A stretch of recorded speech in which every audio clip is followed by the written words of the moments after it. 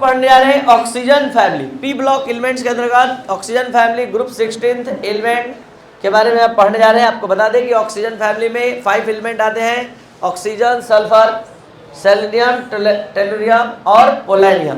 तो ये oxygen, sulphur, selenium, tellurium और पोलेनियम ओल्ड स्टाइल से टिपो आप एक कोडवर्ड के माध्यम से याद कर सकते हैं। इन सभी को हम लोग कैल्कोजेन, कैल्को का मतलब ओर्स, जेन का मतलब जनरेट, ओर्स प्रोड्यूसिंग मतलब एलिमेंट्स के रूप में जानते हैं। जैसे ऑक्साइड ओर्स, आपको पता है मेटल का बहुत सारा ओर्स, जैसे आयरन का ओर्स होता है हेमेटाइट, Fe2O3 ऑक्साइड ओर्स है। एल्युमिनियम का बॉक्साइड Al2O3 यह ऑक्साइड ओर्स है।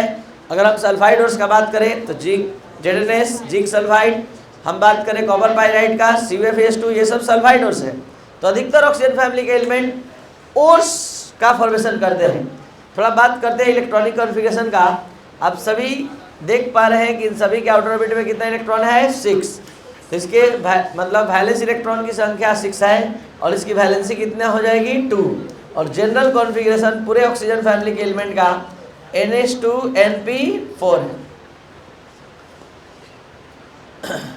It is also called chalcogen family. Chalcogen means ores and gen means calco.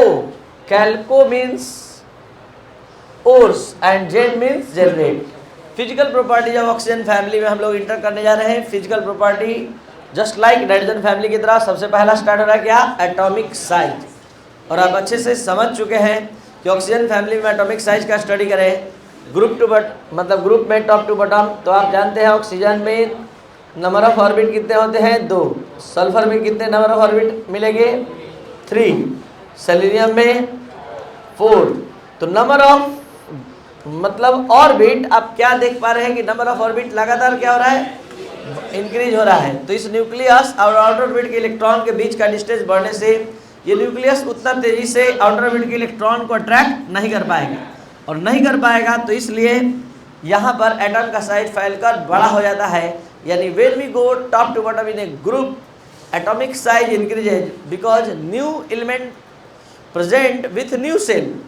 अगर हम एक एलिमेंट से दूसरे एलिमेंट आगे बढ़ते हैं तो एक एलिमेंट आ रहा है तो एक नए सेल को लेकर आ जा रहा है। इसमें 2 सेल था तो इसमें 3 सेल हो गया, इसमें 4 सेल हो गया। तो इससे क्या होता है कि न्यूक्लियस और आउटर मोस्ट ऑर्बिट के इलेक्ट्रॉन के बीच का डिस्टेंस बढ़ता है, जिससे फोर्स ऑफ अट्रैक्शन में कमी आती है। यही कारण है कि एटम का साइज लगातार बढ़ता जाता है। तो सबसे छोटा साइज और सबसे बिगर, चलिए आयनाइजेशन एनर्जी। आयनाइजेशन एनर्जी का स्टडी आप करेंगे, लेकिन उससे पहले क्वेश्चन का जवाब दे दीजिए जल्दी से। ये है एक एलिमेंट ए और ये है एक एलिमेंट बी। दोनों का साइज आप देख पा रहे हैं, ए एलिमेंट का साइज बड़ा है और बी का छोटा। अब हम बात करना चाहते हैं इसके इलेक्ट्रॉन के निकालने का, क्योंकि आयनेशन पोटेंशियल के कॉन्सेप्ट में आउटर ऑर्बिट से इलेक्ट्रॉन निकाला जाता है। तो अगर यहाँ इलेक्ट्रॉन है इसमें और यहाँ इलेक्ट्रॉन है, अगर निकालना है तो यहाँ से लगने वाला फोर्स ऑफ अट्रैक्शन और यहाँ से फोर्स ऑफ अट्रैक्शन जो होगा, इस वाले में अधिक फोर्स ऑफ अट्रैक्शन होगा और इस वाले में कम। तो यहाँ पर IP का मान किसका अधिक होगा, ए का कि बी का, बी का। जिसका साइज छोटा होता है उसके इलेक्ट्रॉन को निकालने में ज़्यादा एनर्जी लगती है, इसलिए साइज स्मॉल होगा तो IP अधिक, साइज बिग होगा तो IP कम। यानी IP is inversely proportional to atomic size. तो यहाँ पर आप सभी स्टूडेंट समझ सकते हैं कि ऑक्सीजन का IP सबसे अधिक होगा और पोलेनियम का सबसे कम, यानी IP decreases down the group. अब बात करते हैं फिजिकल स्टेट का। जैसा कि आप सभी लोग नाइट्रोजन फैमिली पढ़ कर आए हैं, नाइट्रोजन एक अकेला गैस स्टेट में पाया जाता है, बाकी सब solid. Just like nitrogen family, oxygen found in gas state but all other elements are found in solid state. Why? Same concept. Same concept क्या? Oxygen atom forms ppi bond and it is smaller in size. तो कहने का मतलब ये ppi bond बनाता है और size में स्मॉलर होता है। यहाँ पर एक कॉन्सेप्ट हम आपको दे रहे हैं, शायद आप उतना पढ़े होंगे 11th क्लास में डिटेल में। N2 ppi बॉन्ड बनाता है, O2 भी ppi बॉन्ड बनाता है। How many ppi bond in N2 and how many ppi bond in O2? तो आप सभी स्टूडेंट समझ पा रहे हैं नाइट्रोजन के आउटर ऑर्बिट में कितना अनपेयर्ड होता है, 3। तो एक लीनियर और दो लैटरल ओवरलैपिंग होता है, एक लीनियर और दो लैटरल। तो दो लैटरल होगा तो आप समझ रहे हैं दो पाई ना बॉन्ड बनेगा, दो पी पाई बॉन्ड बनेगा। लेकिन O2 O का केवल आप बात करिए 1s2 2s2 2p4। 2p4 कैसे भरते हैं आप लोग? 1 1 1। तो एक का तो पेयरिंग हो गया, तो दो ही पी ऑर्बिटल भाग लेंगे।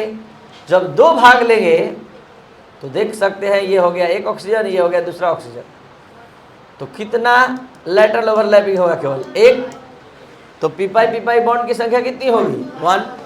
जबकि N2 में तो ये एक ऑक्सीजन एटम है, ये दूसरा ऑक्सीजन एटम है, दोनों के बीच पी पाई बॉन्ड बना है। तो ऐसा पी पाई बॉन्ड और कोई एलिमेंट क्यों नहीं बनाता है? क्योंकि उसका साइज बड़ा होता है। साइज बड़ा होने से वो दोनों के एटॉमिक ऑर्बिटल एक दूसरे के सामने आकर ओवरलैप नहीं कर पाते हैं। तो इसलिए जो सल्फर है सॉलिड स्टेट में, सेलेनियम है सॉलिड स्टेट में, अदर एलिमेंट सॉलिड स्टेट में पाए जाते हैं। अब बात करते हैं मॉलिक्यूलर स्टेट। जैसा कि आप सभी लोग जान चुके हैं कि नाइट्रोजन N2 के फॉर्म में पाया जाता है और फास्फोरस P4। उसी तरह ऑक्सीजन यहाँ O2 के फॉर्म में पाया जाता है और सल्फर S8 AC8, मतलब 8 एटम से मॉलिक्यूल बनाता है। जबकि ऑक्सीजन 2 एटम से भी बना सकता है और 3 एटम से, O2 और O3। तो ऐसा क्यों? तो इसका मेन रीज़न है कि ऑक्सीजन का साइज छोटा होता है और ये पी पाई बॉन्ड का फॉर्मेशन करता है। तो दो एटम भी आपस में कंबाइन करके O2 बना देते हैं, मतलब दो एटम का मॉलिक्यूल डायटोमिक मॉलिक्यूल बना देते हैं। जबकि all other elements form octaatomic molecule. Octaatomic मतलब 8 एटम से मॉलिक्यूल। और ऑक्टाएटॉमिक मॉलिक्यूल देख ही लीजिए, ऐसे आप 11th में देख चुके हैं, आज दोबारा देखने जा रहे हैं। S8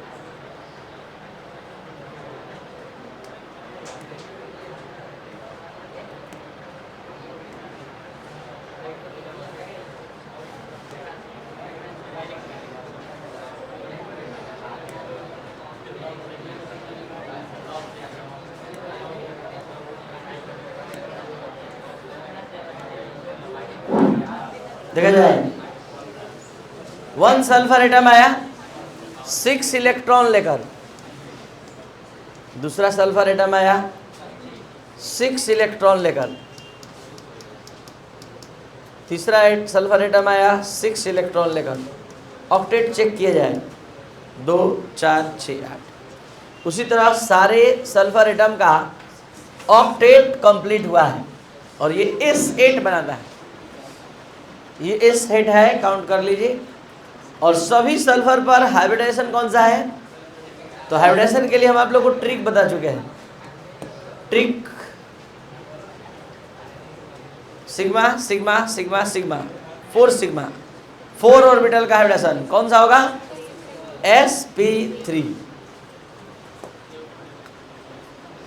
the state of hybridisation on sulphur atom is sp3 and stability order जो S8 AC8 T8 बनता है, तो इसमें सबसे ज़्यादा स्टेबल कौन होता है? तो सबसे ज़्यादा S8 होता है।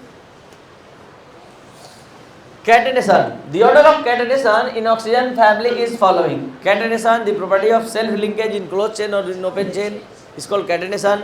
तो कैटेनेशन में नंबर 1 ऑक्सीजन फैमिली में कौन होता है? तो सल्फर, उससे कम सेलेनियम, उससे कम ऑक्सीजन, सबसे कम टेलुरियम। एलोट्रॉपी, जैसा कि आप सभी स्टूडेंट अच्छे से जानते हैं कि ऑक्सीजन इस धरती पर 2 रूपों में पाया जाता है। एक डाई ऑक्सीजन मतलब O2 और एक ozone in the form of ozone. अब बात करेंगे नेक्स्ट क्लास में allotropes of sulphur. Allotropes of sulphur में आप बहुत सारे सल्फर के एलोट्रॉप्स के बारे में पढ़ेंगे, जैसे alpha sulphur, rhombic sulphur, beta sulphur, gamma sulphur, milk of sulphur, colloidal sulphur और अदर एलिमेंट के एलोट्रॉप्स के बारे में, और साथ साथ oxidation state of oxygen family. तो जो भी स्टूडेंट इस चैनल पर नए हैं जरूर इसको शेयर और सब्सक्राइब करें। Thank you. आप सभी स्टूडेंट